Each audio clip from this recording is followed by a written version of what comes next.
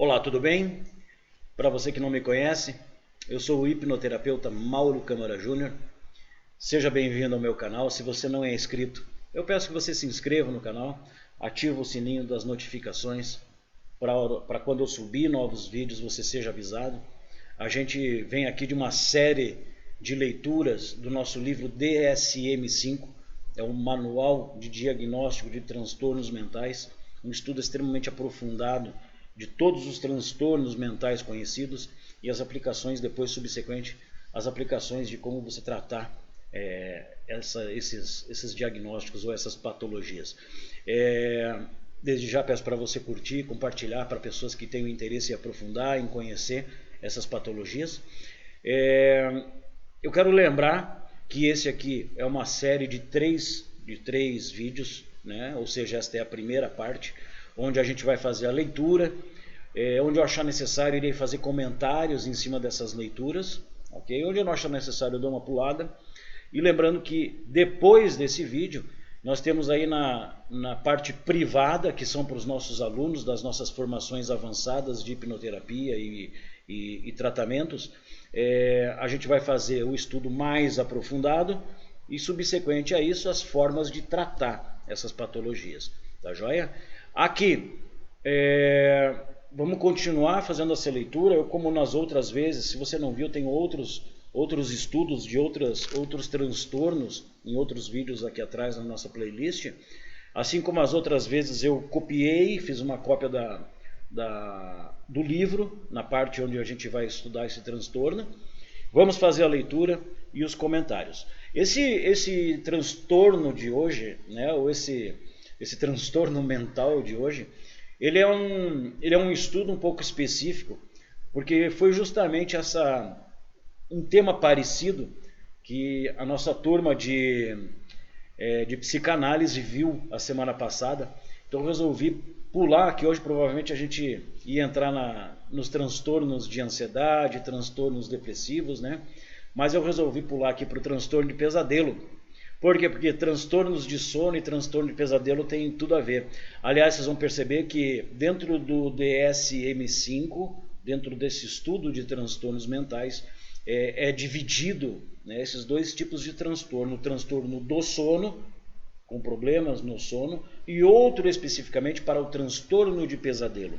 Né? Dentro da psicanálise, estuda-se os sonhos, né, a situação onírica, não especificando ou especificamente os pesadelos. Né? Se subentende que uma noite de sono ou uma noite de sonhos, ele pode te resultar em sonhos bons ou sonhos ruins. É muito normal, né, que as pessoas que estejam passando por transtornos emocionais ou que não estejam emocionalmente bem, associem a transtornos de sono ruim, sonhos ruins ou os pesadelos.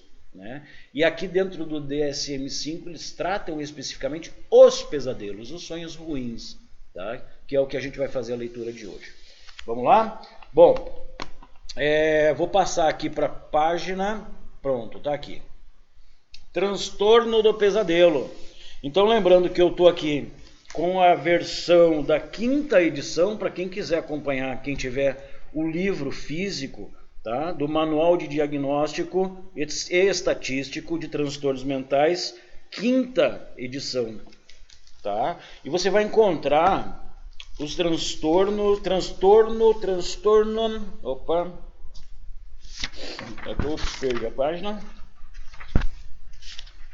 Aqui eu devo ter aqui em cima, que é mais fácil de encontrar. 404. Transtorno do pesadelo, página 404. Se você perceber, aqui em cima, o transtorno anterior a esse são os transtornos de sono e vigília, que a gente falou agora há pouco. Tá? Mas a gente vai iniciar diretamente aqui ao transtorno do pesadelo. Vamos lá? Página 404. Bom, eu vou fazer a leitura e onde eu achar necessário a gente faz aqui os comentários. Valeu? Assim como na última na última leitura, eu vou começar aqui pela página 405, diretamente aqui nas características diagnósticas, certo? Então vamos lá. Geralmente, os pesadelos são consequências oníricas longas, elaboradas e semelhantes a uma narrativa. Deixa eu arrumar aqui, que isso aqui não está bom. Vamos lá, deixa eu abrir aqui um espacinho para vocês visualizarem inteiro aqui. Ok, agora tá bom. Elaboradas e semelhantes a uma narrativa que parece real e cria ansiedade, medo ou outras emoções disfóricas. Disfóricas é o desconfortável, né? Essa primeira frase, eu quero até abrir um parênteses, lembrando que o cérebro, ao ele elaborar essas imaginações ou elaborar esses filmes, eles criam dentro da nossa mente emoções, né? São os nossos pensamentos. Esses pensamentos, essas visualizações, essas imagens, elas criam a emoção, né? Tudo que o nosso cérebro imagina, tudo que o nosso cérebro visualiza, como resultado são as emoções. E o cérebro percebe, entende e produz essas emoções. Como resultado dessas emoções, para quem acompanha aqui todos os meus vídeos, que a gente fala muito sobre emoções, as emoções, elas causam diretamente reações físicas. Então, não há um porquê pensar que seria diferente, né? Mesmo que dormindo, a partir do momento em que o teu cérebro ele desenvolve visualizações, essas visualizações geram emoções, essas emoções vão resultar fisicamente em alguma situação física, natural, né? E geralmente, a gente falando de um pesadelo, o que acontece? Um pesadelo é uma situação ruim, um filme ruim, uma visualização ruim. Essa visualização ruim te gera o quê? Emoções ruins. Essas reações ruins causam reações físicas também. Perfeito?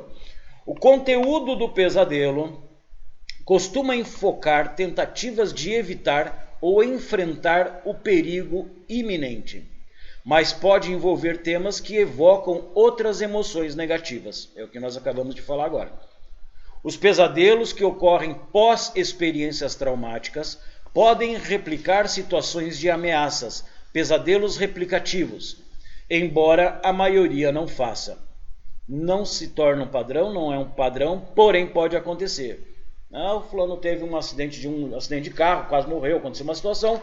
A mente replicar aquela situação, replicar aquele evento, de forma a montar a história dentro de um sonho, e isso te resultar, lógico, em reações físicas. Ao despertar, os pesadelos são bem lembrados e podem ser descritos com detalhes. É uma das características de um pesadelo. Por quê? Porque envolve muita emoção, envolve o trauma, né? A gente nos estudos, né, dentro da mente, a gente percebe a criação, né, o registro de um trauma quando envolve uma situação de grande emoção. E um pesadelo, uma memória vivida com muita emoção, ela é lembrada, e bem lembrada, com detalhes, ok? Eles ocorrem quase que exclusivamente no sono REM, e podem, dessa forma, ocorrer ao longo do sono, mas são mais prováveis na segunda metade do episódio principal do sono, quando os sonhos são mais longos e mais intensos.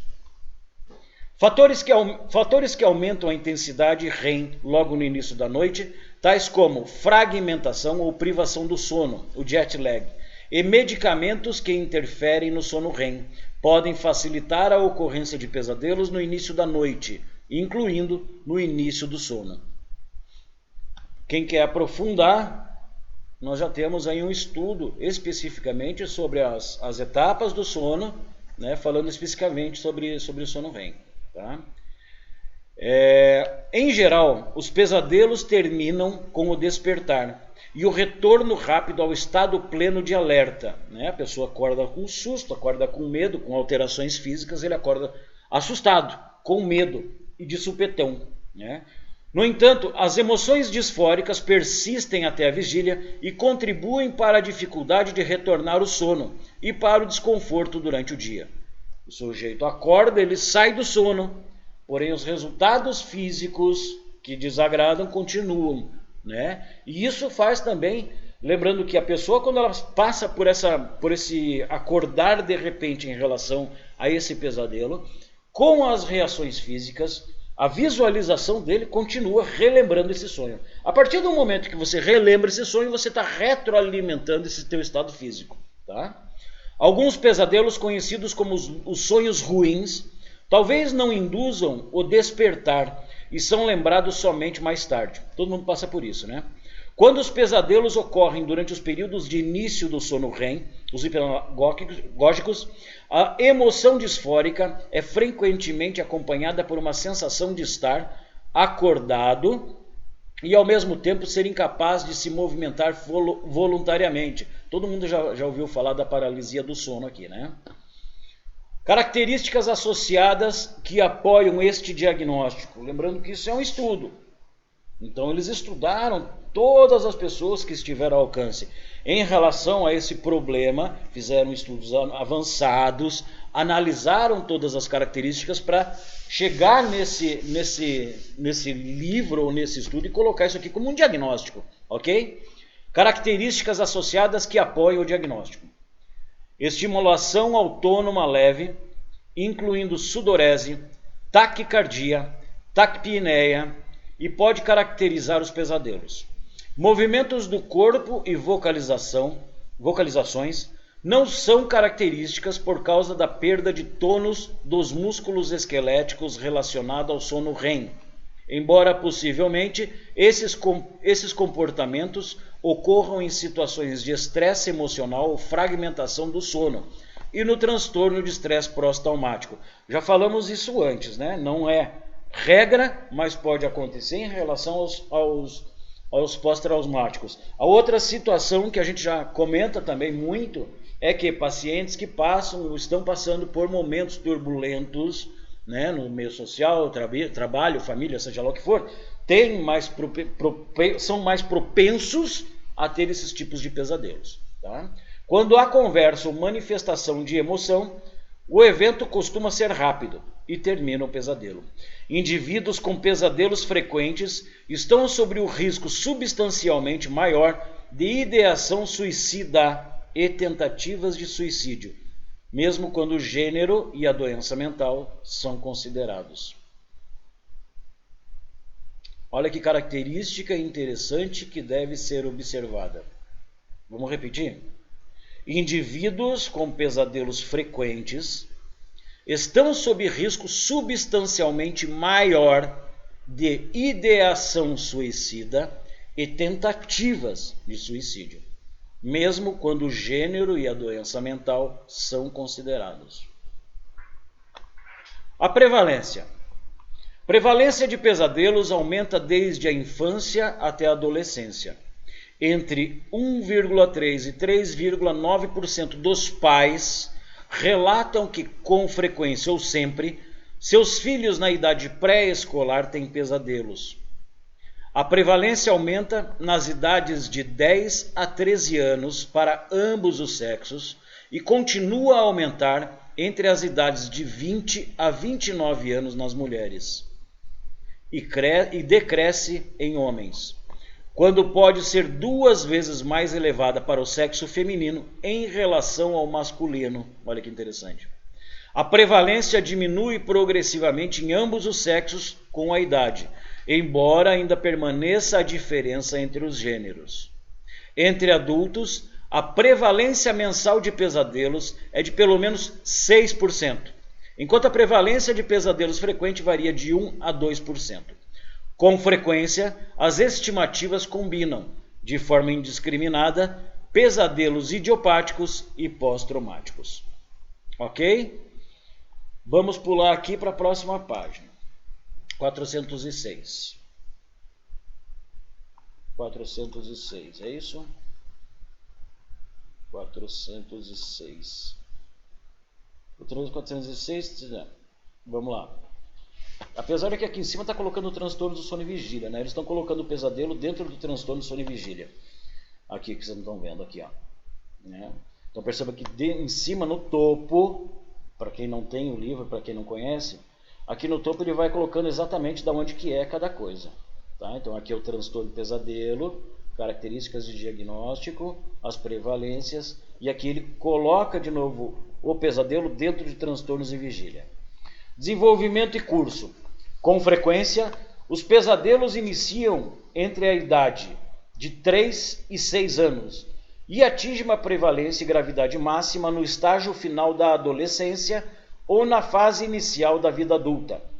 Muito provavelmente, os pesadelos surgem em crianças expostas a estressores psicossociais agudos ou crônicos e, portanto, talvez não desapareçam de forma espontânea. É muito comum, né, nessa idade, né? Por quê? Porque as crianças começam a descobrir novas pessoas, entrar em contato com mais pessoas, conhecer novos ambientes, e esses são os ambientes estressores, pessoas estressores, situações estressores. O estressor o que é? A volta, que estressam esse indivíduo, ok?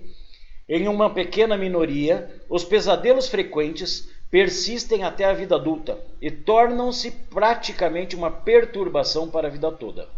Embora o conteúdo específico dos pesadelos possa refletir a idade dos indivíduos, as características essenciais do transtorno permanecem as mesmas nos diferentes grupos etários. Bom, aqui nós temos o diagnóstico diferencial, página 407. A gente não vai aprofundar aqui porque é extremamente específico, ele é mais aprofundado, isso aqui fica aí para a nossa turma, especificamente na nossa formação, né? E a gente vai pular diretamente aqui para comorbidade, ok? Os pesadelos podem ser comórbidos, com várias condições médicas, incluindo doença cardíaca, coronariana, câncer, parkinsonismo e dor, podendo também acompanhar tratamentos médicos como hemodiálise ou descontinuação no uso de medicamentos ou no abuso de substâncias.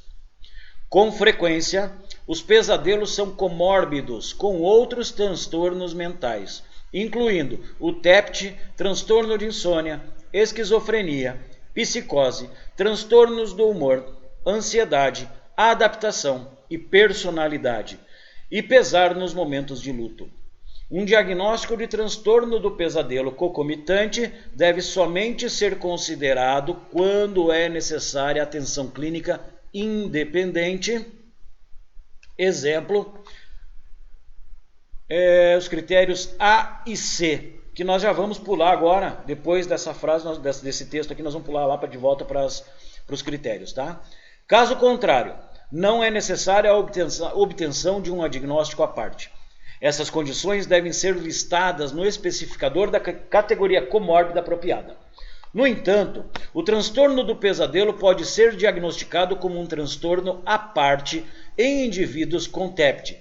E se os pesadelos são temporalmente relacionados a um TEPT, por exemplo, precedendo de outros sintomas de TEPT ou persistindo depois da resolução de outros sintomas de TEPT.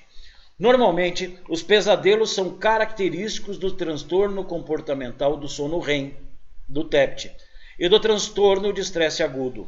Embora o transtorno do pesadelo possa ser codificado de uma forma independente, os pesadelos precedem a condição e sua frequência ou gravidade necessitar da atenção clínica independente. A gente falou lá atrás das comorbidades, né, ou que podem acarretar, né, esses transtornos de pesadelos. Então perceba uma coisa, ter um pesadelo durante a sua vida, todo mundo tem, e isso é normal. Agora, a partir do momento em que isso comece a ser apercebido de forma que com isso traga ou esteja trazendo algum tipo de problema dentro desse indivíduo, aí sim a gente pode pular para tentar diagnosticar isso como um transtorno. E a gente vai ver lá atrás nos critérios agora. Esta última alternativa poderá ser determinada perguntando ao paciente se os pesadelos eram um problema antes do início do outro transtorno e se continuaram após o desaparecimento dos outros sintomas. Vamos aproveitar que nós estamos aqui nessa última. Relação com a classificação internacional dos distúrbios do sono, a relação disso com transtornos de sono. Segunda edição da Classificação Internacional dos Distúrbios do Sono, CIDS-2, apresenta critérios diagnósticos semelhantes para o transtorno do pesadelo. Vamos pular aqui para a página 1, ou melhor, página 404, para a gente aqui ver os critérios de diagnósticos que a gente não viu, que falta. Critério A, são critérios para diagnosticar se esse transtorno é um transtorno de pesadelo ou não. A. Ocorrências repetidas de sonhos prolongados, extremamente disfóricos e bem lembrados que, em geral, envolvem esforços para evitar ameaças à sobrevivência, à segurança ou à integridade física e que tipicamente ocorrem na segunda metade do episódio principal do sono. B. Ao despertar de sonhos disfóricos, o indivíduo torna-se rapidamente orientado e alerta. C. A perturbação do sono causa sofrimento clinicamente significativo ou prejuízo ao funcionamento social, profissional ou em outras áreas importantes da vida. Dentro da minha experiência, né, dentro de consultório ou de atendimento a pacientes que relatam problemas com o sono, você vai trabalhar porque o sono é uma situação que é prejudicial, praticamente imediata ao meio social e à vida normal desse paciente. Um paciente dormir mal, ele vai refletir isso na vida social ao meio dele. Quando a gente fala especificamente do sono, o transtorno do pesadelo, o pesadelo você vai diagnosticar quando esses sonhos, esses pesadelos, eles se tornam frequentes. Lembrando lá que a gente viu, quando esse paciente começa a gerar sintomas ou comportamentos de evitação do sono para evitar esses pesadelos, começam a acarretar os problemas na vida dele de ambiente social e família. Tá? Diagnosticado. Os sintomas de pesadelo não são atribuíveis aos efeitos fisiológicos de alguma substância, drogas ou medicamentos. Viu? Quando você tem pacientes, ou quando você tem pessoas à sua volta que estão passando por problemas de pesadelos recorrentes, porém fazem uso de medicação ou fazem uso de substâncias, seja ela qual for, não pode se considerar um transtorno de pesadelo. Não são atribuíveis aos efeitos fisiológicos de alguma substância. A coexistência de transtornos médicos e mentais não aplica adequadamente e queixa predominantemente de sonhos disfóricos.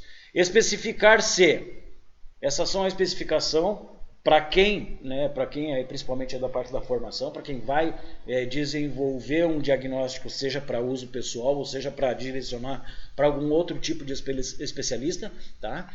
Dentro desse diagnóstico de transtorno de pesadelo, deve-se especificar onde está esse pesadelo durante o início do sono. Especificar se com transtorno não relacionado ao sono associado, incluindo transtornos por uso de substâncias. Por mais que você identifique, você tem que relacionar e especificar para você poder diagnosticar como transtorno de pesadelo. Mais uma especificação, com outra condição médica associada, isso é avançado para a formação, com outro transtorno do sono associado, se você tiver esse sujeito, ele já tem um problema de sono e mais esse problema de sono, o problema de pesadelo. E nota para essa codificação, isso aqui é específico para quem é da formação. Bom, o que é importante a gente rever, principalmente aí para quem estuda aí os transtornos de sono, né, ou para quem estuda os sonhos, perceba que o pesadelo, né, os sonhos ruins dentro de um estágio do sono são comuns, todas as pessoas passam por isso. Para você poder diagnosticar e dizer que aquilo realmente é um transtorno, nós temos que seguir essas características. Por quê? Porque fora isso, se você tiver sonos pontuais ou tiver sonhos ou pesadelos pontuais, não vai querer dizer especificamente que isso é um transtorno. Todos passamos por isso. Então perceba muito que É muito comum, já falamos, né, e eu comento isso dentro das minhas aulas e das minhas formações, pacientes que relatam pesadelos em momentos onde você tem ambientes estressores, pessoas estressores, ou acontecimentos estressores à sua volta, passando por momentos estressores, eles provavelmente irão relatar para você pesadelos. Tá? Esses pesadelos, a importância que você tem que dar para ele é entender se esses pesadelos está refletindo ou está direcionando ele a comportamentos de evitação, prejudicando o sono. Quando você começa a perceber pessoas com pesadelos que estão começando a ter problemas sociais, familiares, ambiente, trabalho, ou prejudicando diretamente o sono, porque você pode ter pesadelos, acordar e voltar a dormir. Ok? Agora, esse pesadelo, ele está continuando, está fazendo com que você não consiga dormir? Ele vai dar problema no teu sono. Se der problema no sono, ele vai automaticamente, diretamente, prejudicar o ambiente desse indivíduo. Então, essa é a atenção que especificamente a gente tem que ter quando a gente não fala somente só de diagnóstico. Né? Nós estamos falando em relação a pacientes no geral. Agora, a partir do momento que você detecta isso, você tem que enquadrar esse paciente dentro dessas características que nós vimos aqui, para você olhar e dizer, isso é um transtorno de pesadelo. Beleza? Eu espero que vocês tenham gostado dessa leitura, bastante interessante. Se você tiver alguma dúvida, quiser fazer algum comentário, pode colocar aqui embaixo, ou colocar diretamente, enviar para mim por WhatsApp, ou por qualquer contato meu. Aos meus alunos, a seguir aí nós vamos nos aprofundar a esses tópicos, ok? E depois, lógico, a gente vai aprender e vai entender como tratar esses pacientes dentro de consultório. Tá joia? Eu espero que vocês tenham gostado. Na próxima leitura que nós vamos fazer vai ser especificamente aí sobre sono e vigília, bastante interessante, que tem tudo a ver com esse tema. Valeu, pessoal! Convido você de novo a se inscrever no meu canal, ajudar o canal a crescer, a impulsionar esse conteúdo. É um conteúdo bastante interessante para as pessoas conhecerem, entenderem, se aprofundarem sobre essas patologias, esses transtornos. Né? Curte esse vídeo e eu aguardo você na próxima. Valeu? Um abraço para vocês e até a próxima.